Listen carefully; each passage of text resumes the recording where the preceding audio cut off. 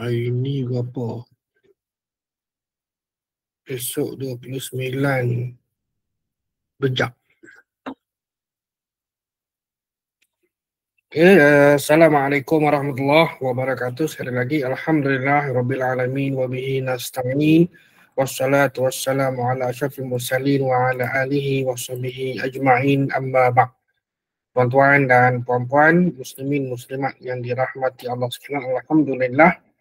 Pertama, syukur kepada Allah Subhanahu wa taala, Allah pertemukan kita lagi pada kali ini, pada siri yang ke-27, perbincangan kita dalam buku Fiqhul Hadis. Memahami hadis tidak semudah sahih itu sunnah, dhaif itu ibadah, yang disusun oleh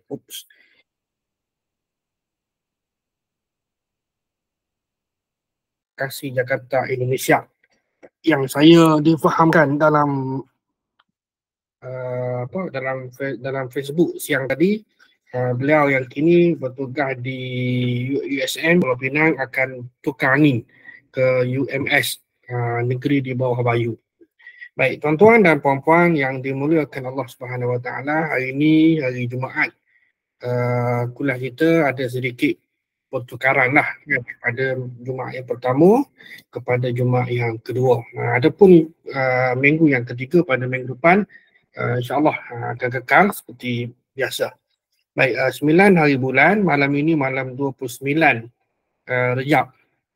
29 Rejab. Biasanya kalau malam Chinese New Year ni, sebab orang Cina ni dia sambut raya Cina ni mengikut kiraan lunar, kan? Kiraan bulan. Baik, kita tinggalkan yang itulah. Itu selingan saja. Baik. Muka surat 115. Tajuk yang kita angkat pada malam ini adalah masih lagi dalam bab yang ketiga. Bab yang ketiga ni agak panjang ya tuan-tuan. Kalau kita rujuk kepada, kita buka muka surat berapa ni? 7 Roman. 6 Roman, bab ketiga, 1 page yang ni. Ibadah ni baru nak masuk separuh. Baru kita nak masuk, baru separuh lah. Minggu ataupun bulan lepas, pahala serban dalam solat, dan malam ini solat orang yang sudah berkahwin. Ini perkara biasa yang kita dengar lah. Saya dengar pun daripada kecil lagi pun. Baik, kita tengok, kita telusuri sedikit perbincangan kita pada malam ini. Baik, dasarkan kepada kaedah Q&A, soal dan jawab dalam hadis ini ataupun dalam buku ini, yang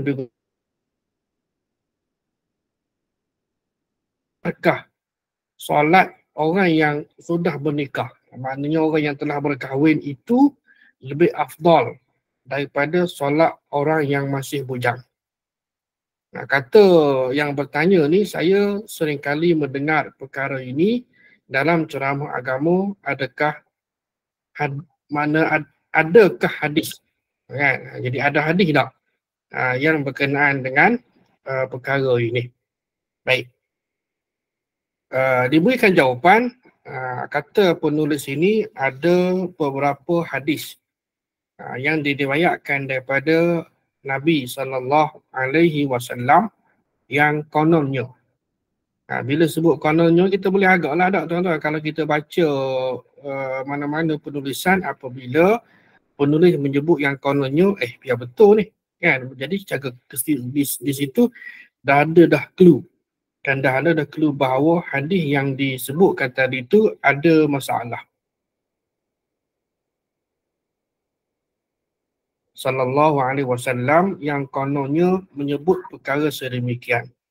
Akan tetapi terus diberikan konklusi, terus diberikan kesimpulan, kesemuanya adalah amat lemah ataupun sangat lemah dan tidak boleh dijadikan sebagai hujah dan sandaran dalam perkara agama.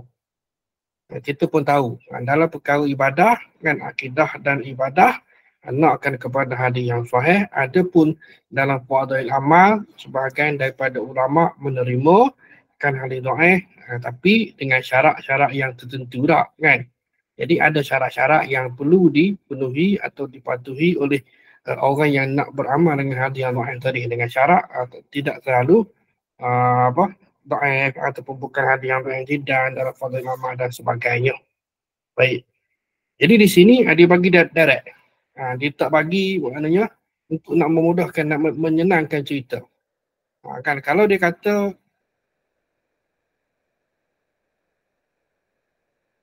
kesemuanya adalah lemah.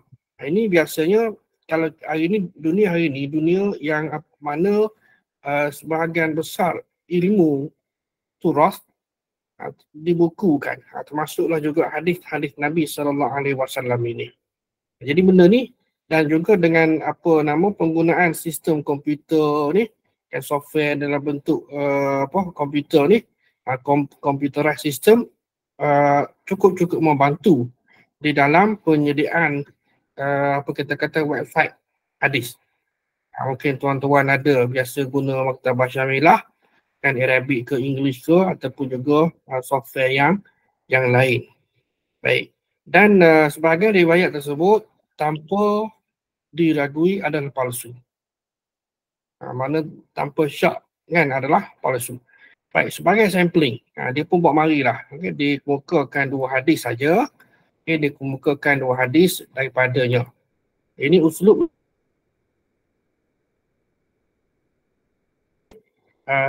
dikemukakan isnani ataupun hadisani min daripadanya. Ini kaedah. Kalau dalam penulisan bahasa Melayu moden tidak beginilah. Baik, itu technical aspect lah. Yang penting kita mengambil mafhum daripada isu yang kita angkat pada malam ini. Baik, hadis pertama riwayat Mujasyad bin Amru daripada Abdul Rahman bin Zaid, daripada bapanya yakni Zaid bin Aslam, daripada Anas bin Malik radhiyallahu anhu, daripada Nabi sallallahu alaihi wasallam yang kononnya lah kan. Yang kononnya buat sebab apa?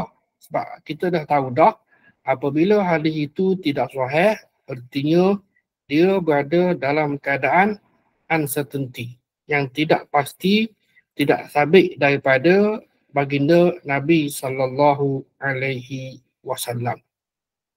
Dia tidak sabit, tak boleh kita kata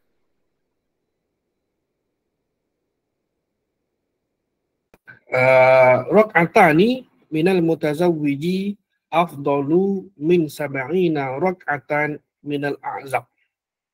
Rak'atani 2 rakaat minal mutazawwiji daripada orang yang telah berkahwin, afdalu lebih afdal, lebih mulia, lebih utama, min daripada sab'ina rak'atan minal a'zab, daripada 70 rakaat.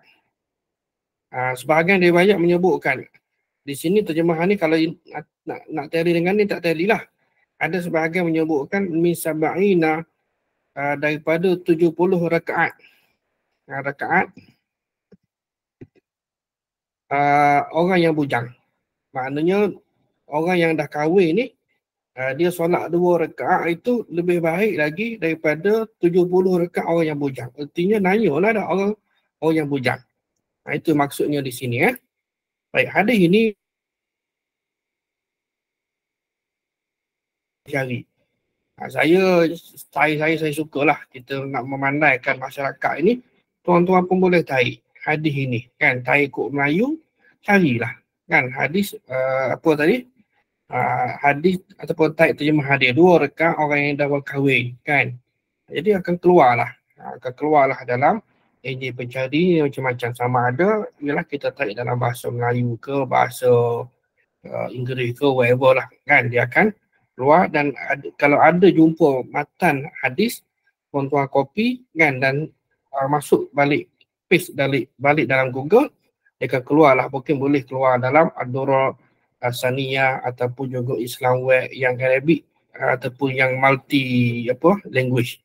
Ini mana kita ajarkan kepada orang awam dan bagaimana nak akses hadis-hadis Nabi SAW, kerana website hari ini pun juga sebahagiannya adalah multi language. Kan bukan hanya in dalam bahasa Perancis kan dan lain-lain lah. Biasanya memang dua lah paling tidak pun. Kalau yang ketiga adalah bahasa Perancis kerana sebahagian daripada negara Arab ini mereka menggunakan ataupun menjadikan bahasa Perancis itu sebagai bahasa kedua mereka seperti Mesir. Mesir bahasa kedua adalah bahasa Perancis. Baik, balik semula kepada cerita kita. Di sini ni hadis ni amat lemah. Kata Imam Al-Qaili, Mujasyid ni mungkar, tidak mahfuz.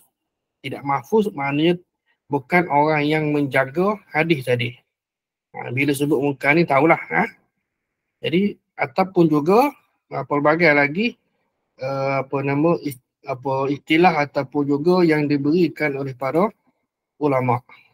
Malah kalau tuan-tuan cari, memang tuan-tuan akan jumpa lah dalam website mufti wilayah misalnya kan sebagai orang awam. Jadi kalau begitu belajar tanpa guru lah. Tak, belajar kena berguru juga kan. Ada masalah boleh rujuk kepada mereka yang lebih arif dalam sesuatu bidang. Itu sebagai pemudah cara. Sebab kita berkonsepkan kepada wahyu pertama Iqra. Kan baca lah. Baca je lah. Bila kita baca Allahu Akbar kan. Dengan kita kena faham kaedah dan metodologi. Bila kita bincang suatu benda, suatu perkara, ibadah, mana sumbernya? Dan sumbernya Quran. Kan nak faham Quran, kena tengok kepada ayat-ayat yang lain, ayat Quran yang lain dan juga kepada kitab-kitab tafsir. Kan terutama yang muktabarah bagaimana para ulama memberikan tafsiran, penjelasan kepada ayat-ayat tersebut.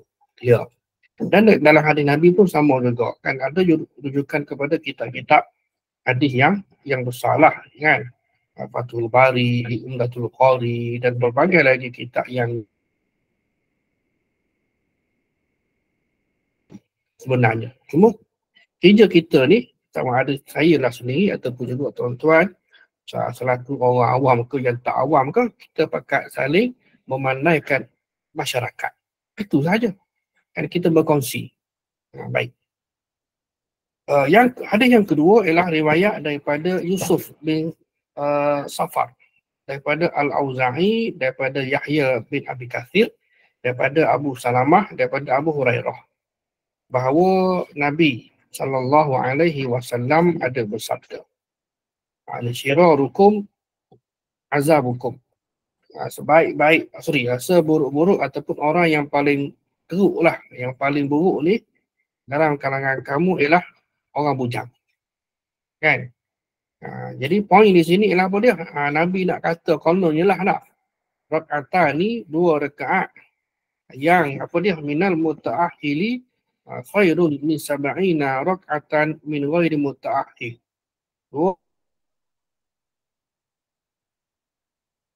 Yang berkeluarga. Sama juga yang maksud tadi tak? Maksud yang pertama tadi ni. Kan? Mutazawwij yakni samalah dengan mutahil, 2 rakaat orang yang telah berkeluarga iaitu berkahwin lebih baik daripada sab'ina rak'atan, lebih baik daripada 70 rakaat min ghairi mutahil, daripada orang yang membujang, yang tidak ataupun yang belum berkeluarga. Kata Imam Abu Zur'ah, Imam An-Nasai, si pula ni Yusuf bin Safar ini matruk hadisnya, orang yang ditinggalkan hadisnya. Ini juga saya kira bila kita tuan-tuan dah mengikuti pengajian hadis ni, mungkin yang baru ke yang lama ke, jumpalah istilah-istilah yang mudah sebegini kan. Jadi kita pandaikan kepada orang awam, mudah maknanya kalau ada istilah sebegini, bila ulama hadis menyebutkan matrukul hadis, si pola ni, perawi ni memang kita tinggalkan untuk mengambil hadis daripada dia. Jangan pula kita hari ni sebahagian orang dia tak faham, dia tak ada ilmu kan, dia rasa dia terpaling kan, yang paling apa panggil alim ke, yang paling reti ke, walhal dia baru belajar benda-benda yang seperti ni. Kata Imam Al-Bukhari pula, dia ni si Polan ni pernah berdusta. Kan? Ini dalam konteks apa? Al-Jarh wa Ta'dil. Kan? Al-Jarh wa Ta'dil iaitu satu komentar ulama hadis terhadap para perawi hadis. Kalau di luar ni kita tidak bercakap. Bila ditanya bagaimana si Fulan, kita ditegak untuk nak membuka aib, kan, ditegak untuk nak memburukkan seseorang, tapi dalam konteks ilmu periwayatan hadis, maka ada keharusan untuk seseorang itu berkata, malah menulis buku sebagaimana yang ada. Kan, Mizan I'tidal, Tahzibut Tahzib oleh Ibn Hajar, Taqribut Tahzib dan pelbagai lagi kitab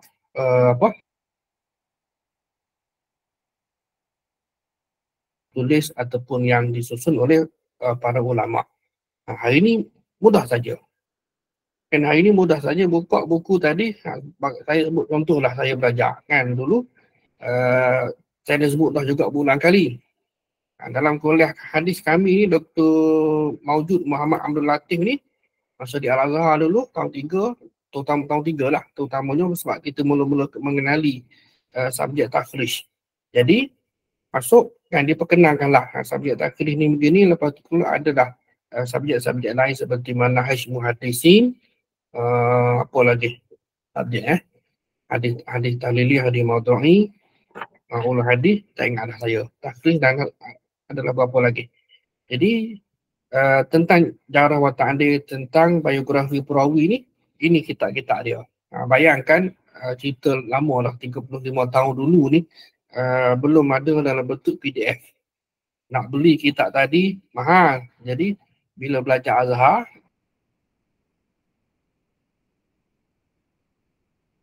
sebahagian daripada buku hadis dan juga buku-buku ataupun kitab yang lain juga ada di perpustakaan di Rumah Melayu. Kalau budak-budak Mesir, hari ni dia panggil apa Hema ke apa, saya pun tak ingat dah. Rumah Melayu Abbasiyah, saya pun tak ingat dah.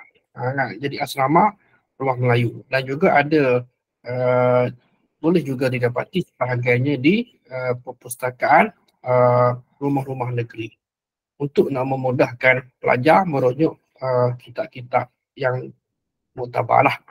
Baik, tuan-tuan yang dimuliakan Allah Ta'ala sekalian. Ibnu Jauzi. Ibnu Jauzi ni terkenal.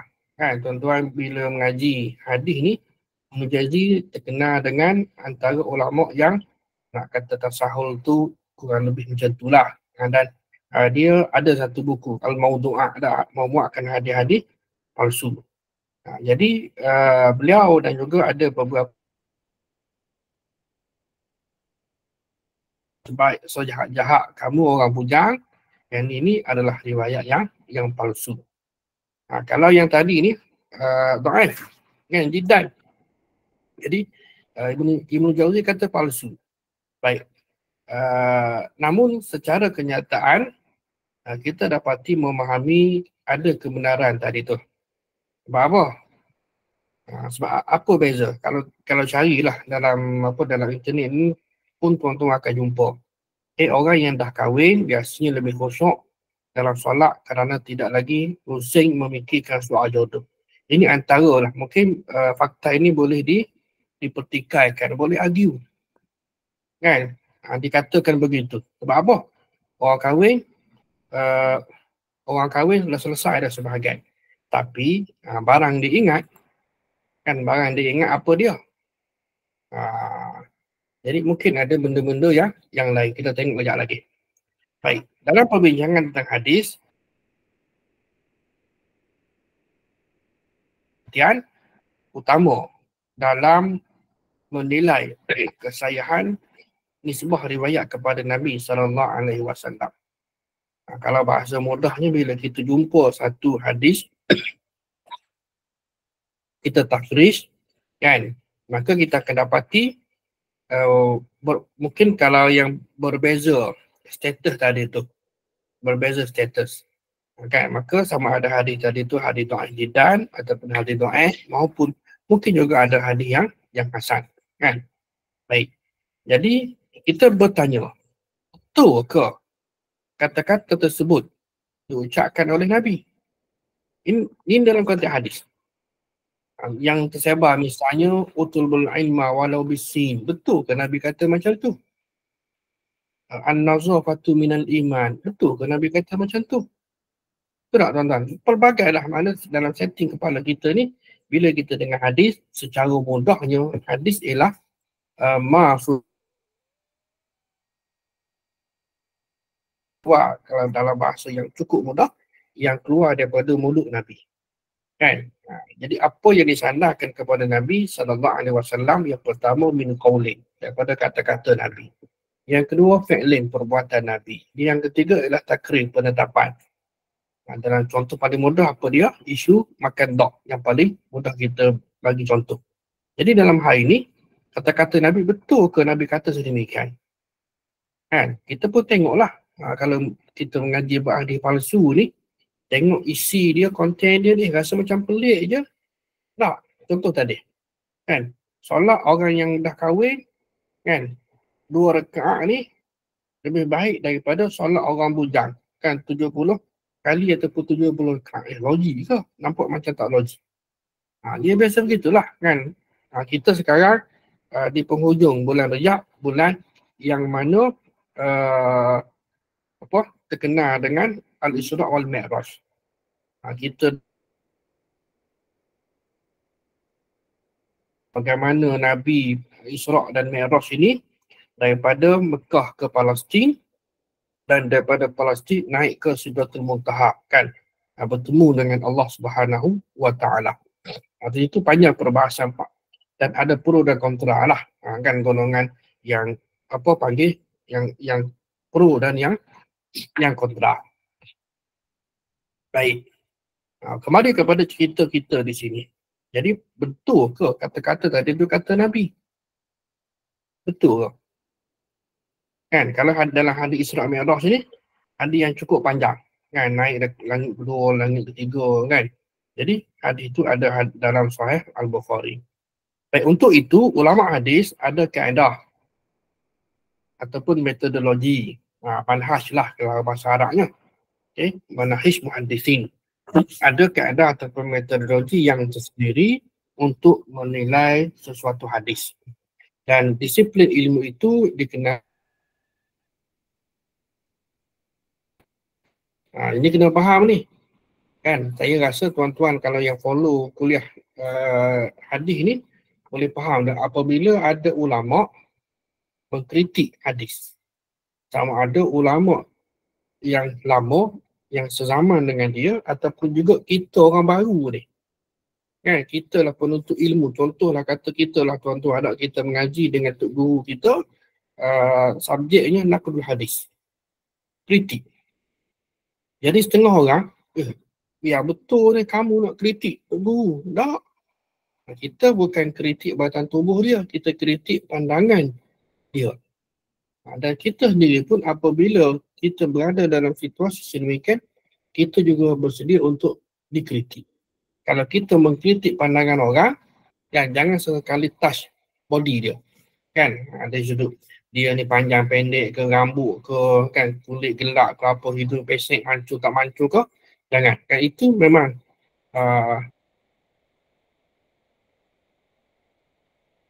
fikiran dia, pandangan dia, kan, secara berhemah. Baik. Jadi kajian yang dilakukan dalam ilmu ini amat teliti sekali dan komprehensif. Betul-betul bersepadulah komprehensif ini dengan mengambil pelbagai aspek. Kan, kalau kita kata daripada takhrij hadis tadi itu rujuk kepada kitab-kitab biografi untuk mengetahui siapa dia perawi ni. Dia ada biografi. Saya sebutkan tadilah. Kitab-kitab seperti Takribut Tahzib, Tahzibut Tahzib oleh Ibn Hajar, Mizanul I'tidal, kan, Tazkiratul Huffaz dan pelbagai lagi yang disusun oleh ulama-ulama hadis tentang biografi hadis. Jadi juga dia dan penyusun ini juga ada beragam. Ada yang menyusun mengikut lokasi. Kan, contohlah kata saya lah buat contoh mudah. Kalau kita semasa di Malaysia ni, ulama Lembah Kelang, susunan ulama. Baik, sehingga diiktiraf benar-benar dapat menjaga keaslian hadis dari sebarang bentuk pemalsuan dan kesilapan. Orang yang betul-betul teliti hadis.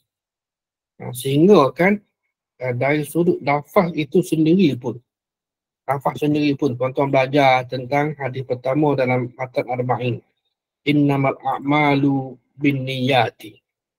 Kan ada sedikit perbezaan lafaz tak? Kan tazawwajuha dengan yang kiuha. Kan? Itu tak ada masalah sebenarnya hadis tadi tu. Kan? Kerana dia membawa maksud yang sama. It doesn't matter lah. Kan orang Melayu kata. Baik.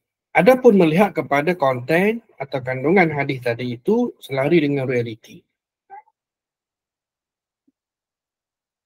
Ataupun di hadis ni. Sebab ada kadanya hadis Nabi ni mungkin tak logik. Kan? Tak logik di akal kerana apa?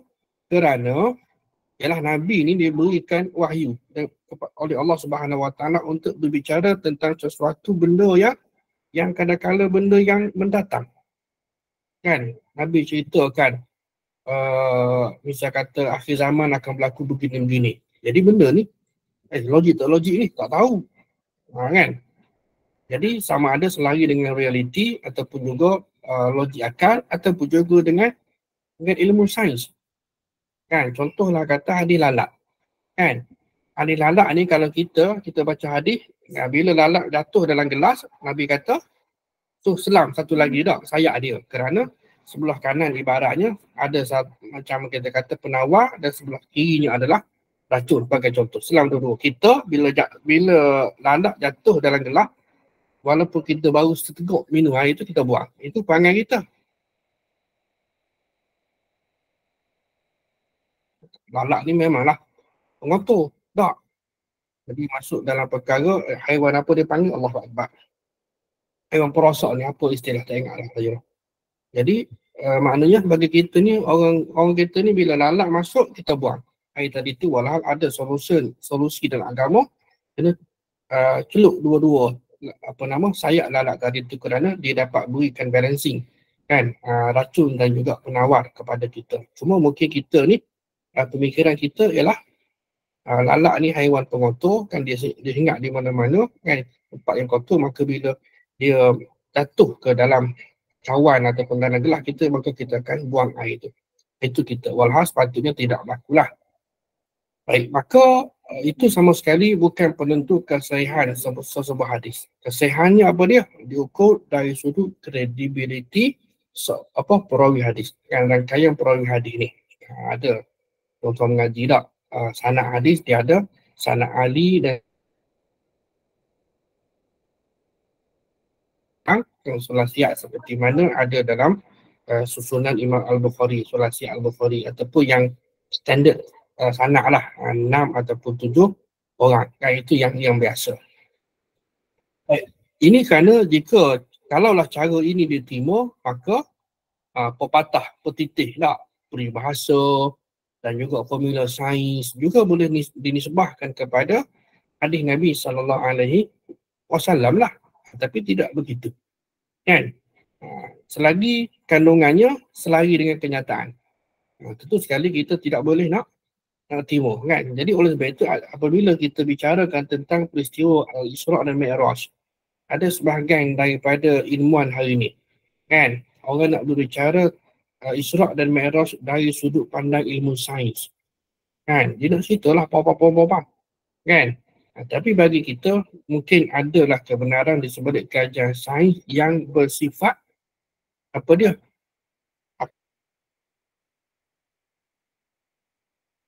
Amal ni betul lah, tapi kalau sains angkasa kamu cerak-cerak apa dia?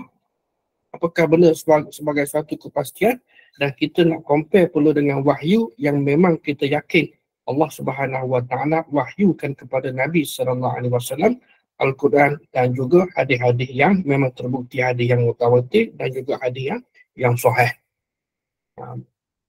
Contoh lagi inilah kata tuan-tuan kalau dari sudut diameter alam semesta. Kalau kita kata Nabi ni Mi'raj ni daripada Masjid Al-Aqsa ni, pada zaman tu Masjid Al-Aqsa belum ada lagi. Kan yang ada adalah temple, kuil kan. Yang adanya pada masa tu. Tapak je lah kalau bahasa kita tak kan. Jadi naik ke Sidratul Muntaha ni, bagi kita ni kita nampak bumi ni dengan saiz bumi ni 7 lapis bumi, dan bila 7 lapis langit ni agak-agaknya barangkali begitulah kalau kita belajar sains. Kan? Bila kita belajar sains, galaksi Bima Sakti ni salah satu daripada galaksi yang saya pernah attend satu talk yang diberikan oleh Profesor Zafarullah Khan daripada Aligarh Institute di Using tahun 2007 dulu, lama lah kan, dekat 20 tahun lepas. Dia kata ada 14 bilion galaksi. Tak tahulah ini sains kata 14 bilion galaksi. So galaksi Bima Sakti ni Milky Way ni salah satu, yang satu daripada 14 bilion. So bayangkan, dan kita antara yang paling kecil. Dia tunjukkan. Mana kalau kita slide kita ni tuan-tuan, yang paling kecil ni bawah sekali. Contohnya kan sebelah kita adalah Andromeda. Tak. Jadi dan di sana ada lagi yang planet tak tahulah dengan galaksi yang macam-macam. Kalau nak ceritakan dari sudut langit ketujuh, maknanya melangkaui yang tadi ni. Jadi betapa besarnya alam semesta ciptaan Allah Subhanahu Wa Taala, dan comparison haiwan burak itu yang selang. Kalau al-barqu itu kilat, maka apakah burak itu lebih laju? Ya, lebih laju daripada kilat. Berapa kelajuan? Wallahu a'lam. Sehingga dia dapat melangkaui kan meretasi zaman tadi tu. Kalau sains, okey tuan-tuan yang ada background sains ini, orang bercerita tentang perjalanan yang jauh, light year, tahun cahaya dah. Baik. Jadi kemudian pergi kepada tambahan pula khusyuk ni adalah masalah hati. Ini sebagai comparison lah. Adakah betul orang yang dah kahwin ni lebih khusyuk banding dengan orang yang belum kahwin? Unfair lah tak? Tidak adil kalau kita nak katakan begitu.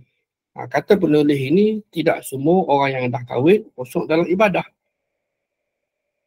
Tidak sedikit pun, saya tak tahulah benda-benda yang sebegini ada ke tidak orang fikir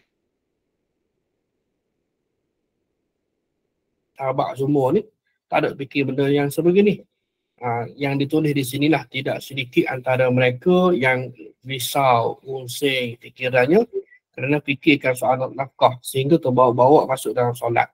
Nak bayar bil, kan macam-macam bil tak kan sekarang ni pula, semua benda mahal belaka. Anak sakit kan, dan pelbagai lagi masalah lain sehingga masuk dalam solat kita. Saya tak tahulah, mungkin pada sebahagian orang dia bawa masuk benda-benda sedemikian dalam solat. Kita harap tidaklah tak kan. Jadi itu sebab khusyuk ni dia bergantung kepada individu. Kan mungkin ada amalan tertentu kalau saya lah mudah je, zikir je lah. Kan zikir ni cukup banyak. Kan? Zikir yang cukup banyak dan yang cukup mudah untuk kita orang awam ni baca. Bacalah la ilaha illallah ke subhanallah ke, ataupun baca ayat Quran 3 ku ke sepanjang masa, ayat kursi itu, ayat akhir dan surah Al-Baqarah, itu dah cukup memadai dah kan sebenarnya. Cukup dah yang tu benarnya. Baik. Jadi sebaliknya tidak semua orang bujang tak dapat khusyuk dalam solat. Ini pun tak tahulah ada kajian lain pun tidaknya. Sebahagian mereka mendapat nikmat ibadah dan keluasan ilmu pula. Jadi nanyalah orang bujang, kalau kita nak nafikan solat kamu ni, kita kata tak khusyuk. Solat pakcik, solat atuk ni lebih baik, lebih khusyuk daripada kamu. Dia tanya balik, pakcik mana tahu? Kan? Pakcik mana tahu? Jadi benda khusyuk kita pun tak tahu, kecuali kita duduk bersama dia kan. Kalau orang yang buat atas dasar ilmu, mudah-mudahan solat mereka itu lebih baik, lebih khusyuk daripada orang yang buat atas dasar ilmu. Saya pun tak tahulah, ialah orang bercerita. Kalau Ini dengarlah dalam kuliah-kuliah orang bercerita, pencerama bercerita. Bila dia kata bila takbir, mana istilah orang kita ni bila angkat takbir. Dan bila imam tu baca panjang, mulalah kita ni dah menelar dia ke pergi ke Amerika ke, ada ke yang sebegitu.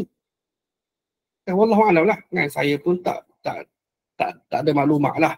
Tak sembang pun dengan apa panggil kawan-kawan rakan-rakan ke, tak cerita pun apa yang tuan-tuan dapati ataupun adakah benda-benda sebegini ni bila solat ni terlintas macam-macam. Mungkin adalah sekitar apa panggil sekadar lintasan itu kan, hanya sekadar lintasan dalam beberapa saat, tapi kita boleh cover balik dengan balik kepada landasan. Itu mungkinlah kerana ada gangguan syaitan. Baik, Syekh Abdul Fattah Abdul Wadah, ini antara ulama muhaqqiq hadis yang terkenal ni daripada Syria. Juga ada tulis satu buku yang menghimpunkan kisah ulama bujang ni seperti Imam An-Nawawi. Dan Imam Nawawi ni kita maklum tak meninggal pada usia 44 ataupun 45 tahun. Kan?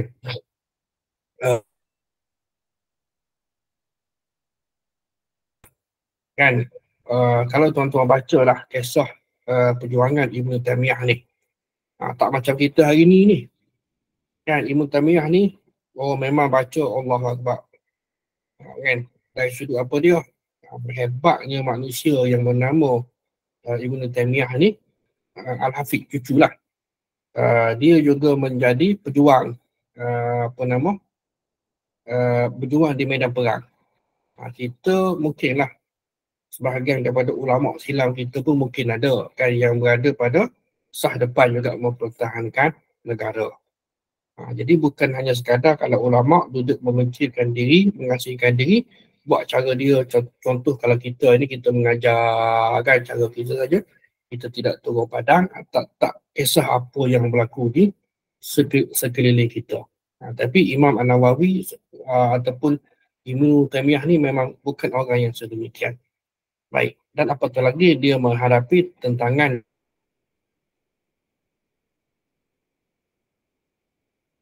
bacalah buku yang ditulis oleh kalau tidak saya ada almarhum Dr. Ustaz Kamil Majid, apakah pensyarah Universiti Melayu ada menulis satu buku, saya ada buku itu. Baik, buku tersebut tajuknya Al-Ulama Al-Uzzab Allazina Atharul Ijma' Ala Zawaj. Ulama bujang yang pilih ilmu daripada berkahwin. Kita hari ni mungkinlah soal jodoh itu lain cerita lah kan, lain cerita. Cuma usaha kena buat. Yang ulama ni sibuk apa dia? Sibuk memilih ilmu, mengajar, menulis sepanjang masa kan, sehingga terlupa untuk nak berkahwin. Kan? Sehingga terlupa untuk nak berkahwin. Baik, soalan kedua. Tapi bukankah orang yang dah kahwin tu dikatakan telah sempurna agama dia?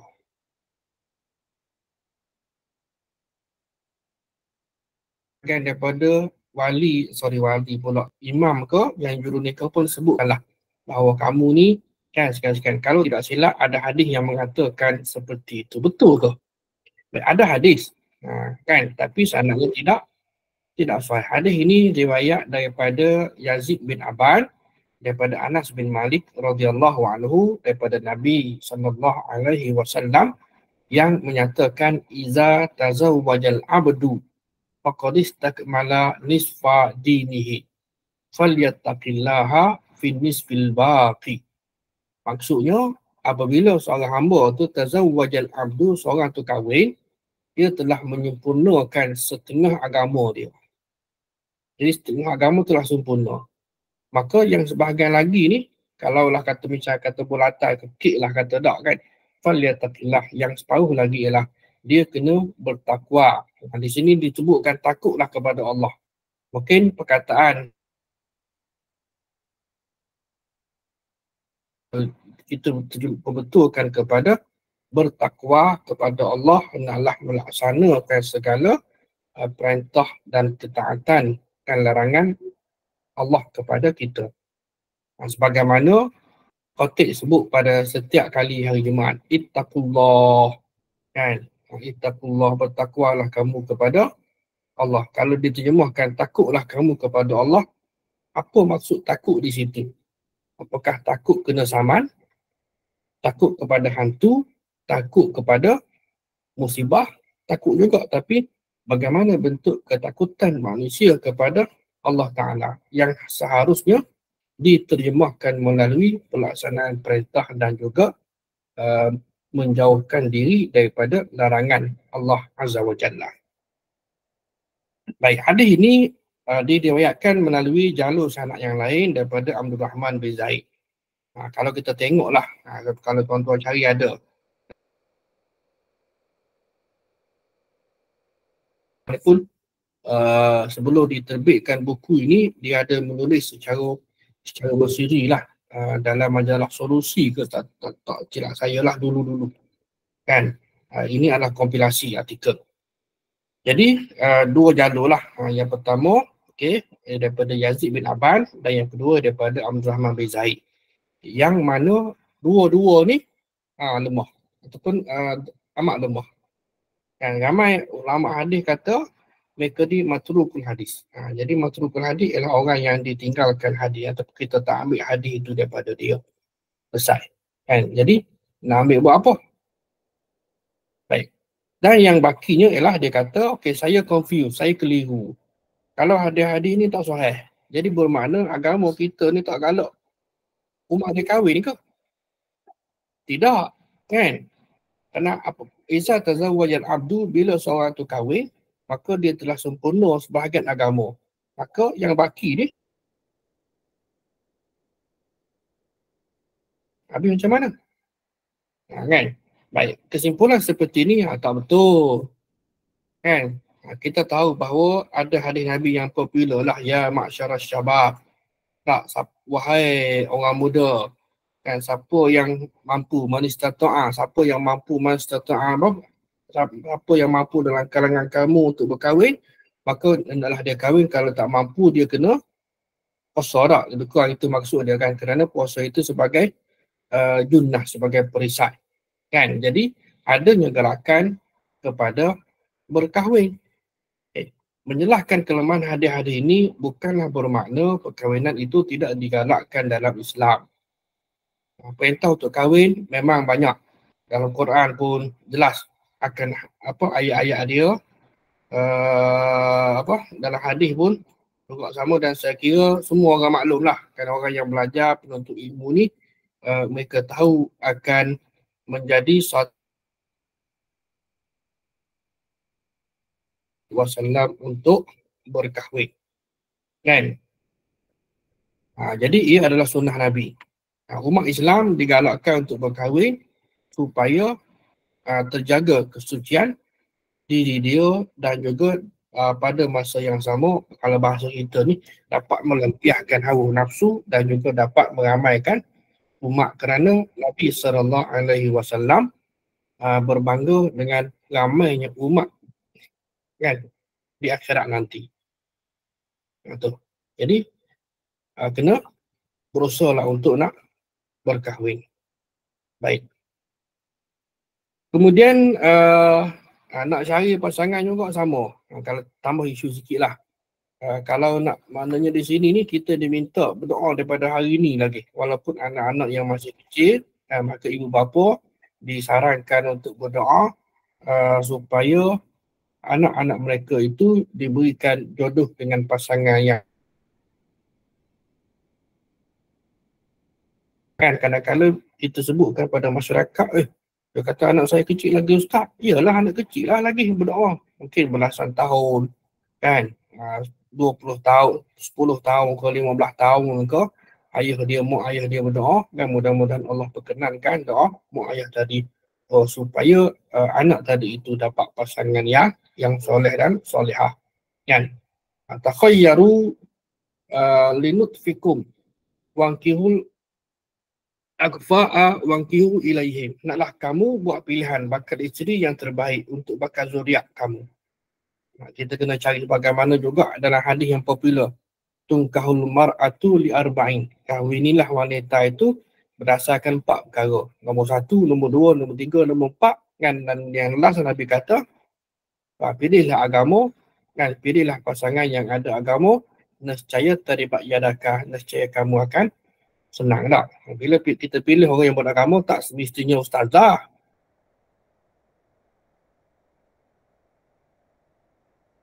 kan, bak tabarus ni terkadang tidak kan. Bak aurat dan bak tabarus ni, kalau pasangan ataupun isteri yang tak faham agama, letih di pihak suami kan. Bila faham agama, mudah kan.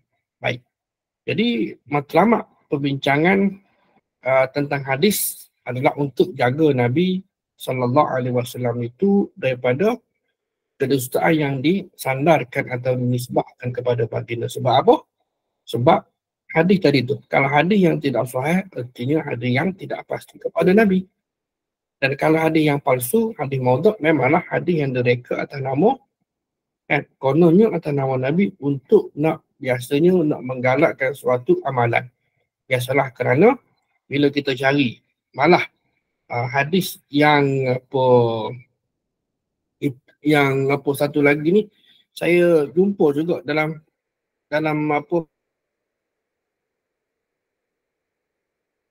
alam kan. Jadi ya mungkin sebahagian daripada ini ada tak semestinya kita kata ini amalan Syiah tak boleh begitu. Kecuali memang dibuktikan bahawa dalam kitab Ahli Sunnah wal Jamaah ni memang tidak ada hadis yang sedemikian, yang hanya ada dalam kitab Syiah saja, iaitu je. Tapi dalam kitab Ahli Sunnah wal Jamaah pun ada kan, dalam kitab-kitab hadis ni, cuma hadis-hadis tadi itu adalah hadis yang tidak sabit, hadis yang tidak sahih. Baik, sebagai rumusan dan kesimpulan pada malam ini, jelas bahawa selalu ingatkan pesan Nabi SAW tentang hadis palsu ini dan berdusta atas nama Nabi, dan man kadzdzaba alayya muta'ammida falyatabawwa maq'adahu minan nar. Siapa yang berdusta atas nama aku secara sengaja, maka tempat tinggalnya terus. Apabila kita berinteraksi dengan hadis Nabi, mana-mana hadis, maka berhati-hatilah, beringatlah supaya kita ni tidak tergolong dalam kalangan manusia yang berdusta atas nama Nabi. Hari ini jangan jawab dia asas, ya Allah aku tak tahu dah kan. Kita kena mengaji sebagaimana kalau bak makan pun kita cakna. Bak makan ni, ini halal ke haram ke bagi sebahagian orang lah kan. Orang yang cakna, maka kita pun kena cakna terhadap kesahihan sebuah hadis yang kita terima. Sebab dah zaman berzaman dah, apatah lagi zaman internet hari ni tuan-tuan, hadis-hadis yang palsu masih lagi bertebaran kan sana sini. Masih lagi. Mungkin tuan-tuan rasa tak terima dah. Mungkin tidak dalam grup kita, tuan-tuan ada berapa grup yang menceritakan masuknya bulan baharu. Siapa yang cerita pada orang lain masuk bulan baharu, dia akan dapat ganjaran sekian-sekian. Ada terima lagi tak? Ada terima lagi ke? Kita tak ada dah. Maknanya okey lah. Grup tuan-tuan tu okey dah.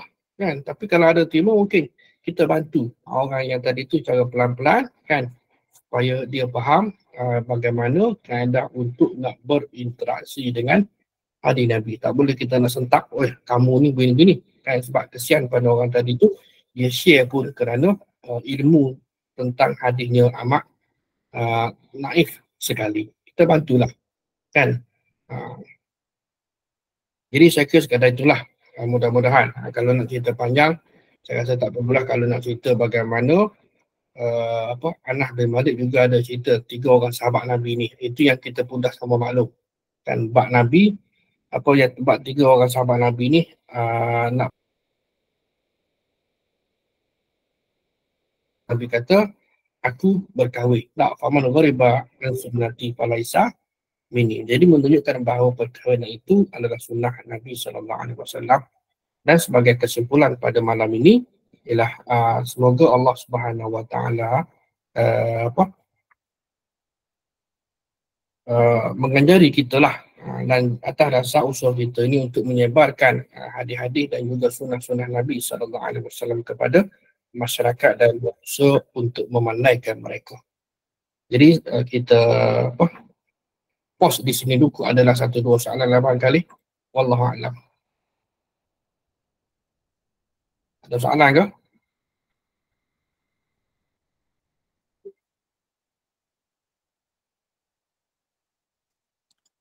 Ada, Ustaz. Saya dengar ceramah daripada Ustaz Thailand. Tapi set sunnah juga, dia kata hadis doa tambah lepas wuduk, Allah maafir li zambi wa wasi' li fidari wa barik li fi rizki. Saya cek dia kata hadis doa lah. Betul ke Ustaz? Saya tak pasti tu. Dia begini ya, kalau hadis dhaif pun tidak ada masalah, kan? Untuk nak berdoa. Cuma keadaannya ialah jangan kita sandarkan kata-kata tadi itu, doa tadi itu kepada Nabi. Itu saja. Bukanlah bermakna kita tidak boleh nak berdoa dengan hadis tadi. Betul tak? Ya. Itu je. Kalau kata hadis dhaif pun. Yang kadang-kadang mungkin dalam hadis palsu pun ada juga kan kata-kata doa tu baik, cuma hadis palsu ni sebagainya dia nak relatekan dengan fadilah. Kan? Kalau kata bukanlah kata saya nak membenarkan hadis palsu doa, ini kena faham. Kan? Kalaulah ada doa lah. Doa tu pun walaupun tidak waris daripada Nabi, doa yang baik boleh kita keutamaan, utamakanlah doa yang datang daripada Quran dan daripada hadis-hadis yang sahih lah. Yang tu bermakna kita buat atas dasar ilmu. Kan? Jadi kalau dia nak doa sendiri pun terpulang tidak ada isu. Jangan pula kita marah. Kan? Boleh, tak ada masalah pun nak doa dalam bahasa ilmu. Dia kata orang Melayu kita ni umpamanya bukannya reti sangat dan bukannya hafal sangat pun doa ni. Doa je lah kata. Kalau kita kata okey pakcik ke haji kecil ke tak boleh nak berdoa kan. Kena doa yang maksud saja. Nanya lah. Boleh berdoa, tidak ada isu, tak ada masalah. Cuma kan dan sudut urutan tadi lah utamakan doa daripada Quran dan doa daripada hadis-hadis Nabi SAW dulu. Kan? Itu bila kita berusaha untuk nak bagi tahu dan pandai ke masyarakat, mereka faham, mereka akan buatlah bagaimana yang kita sebutkan tadi. Situ saja. Wallahu a'lam.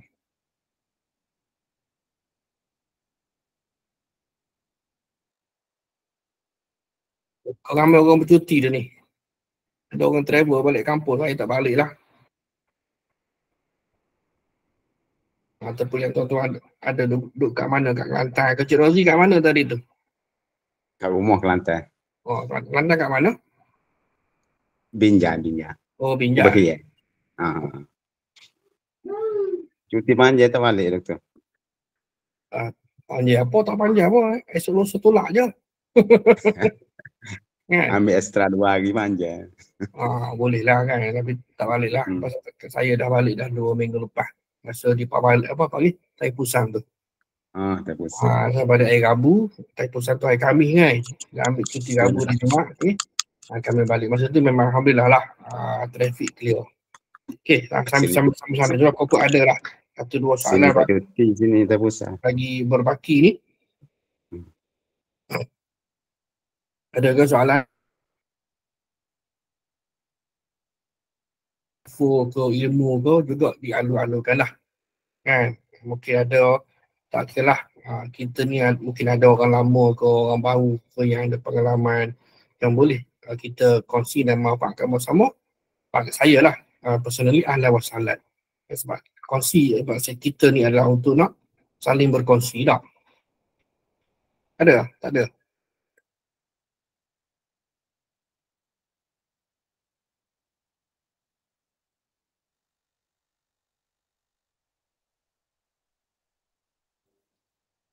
Kalau tidak, tak apalah, kita tutup kedai awal sikit lah malam ni.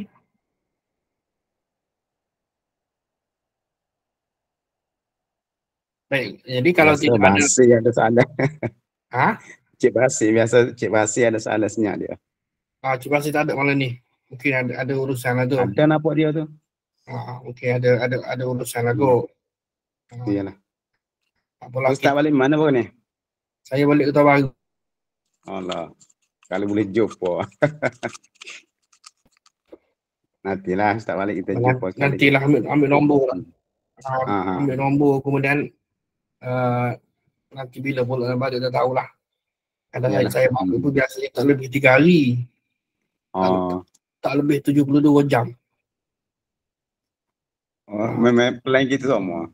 Biasanya memang macam tu. Ah. Balik biasanya macam tu lah. Maknanya ada mood untuk apa, untuk musafir lah. Iyalah. Kan? Ya. Ada juga kalau contohlah kata bila balik ni, pergi ke saya, kalau balik Kota Baru, saya solat di Masjid Paya Rambai. Ada sahabat saya, Ustaz Wan Nur. Dekat Tafiz tu. Tafiz tak situ tak? Tak, Jalan Bayang tu, Masjid Paya Rambai, Masjid As-Solihin Paya Rambai.